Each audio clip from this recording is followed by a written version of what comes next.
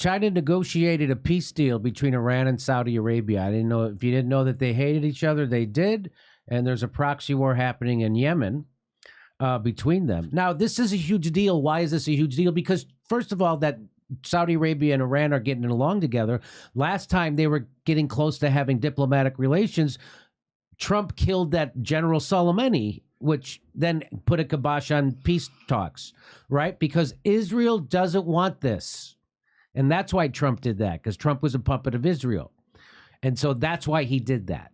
The United States doesn't bring peace to the Middle East. The United States brings fire and destruction and mayhem and murder and torture. That's how we try to get stuff together. China is out there working peace deals between the two nations. Tensions between Iran and Saudi Arabia have been inflamed by other conflicts in the Middle East. In Syria and Iraq, Saudi Arabia backed the extremist forces, meaning ISIS and al-Nusra. That's what they mean. Saudi Arabia backed ISIS and al-Nusra in Syria.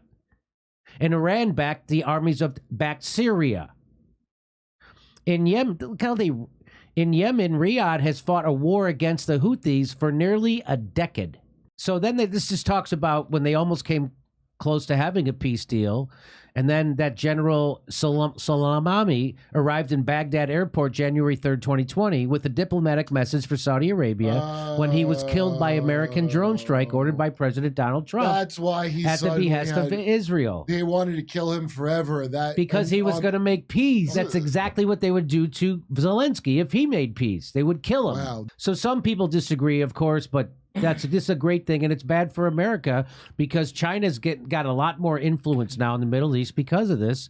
Recall how the United States assassinated Soleimani while he was on his way to peace talks with Saudi Arabia. With Netanyahu and Pompeo as the main lobbyists for that lethal strike, Israel seems to have just lost its main coalition partner in the regional war it planned against Iran.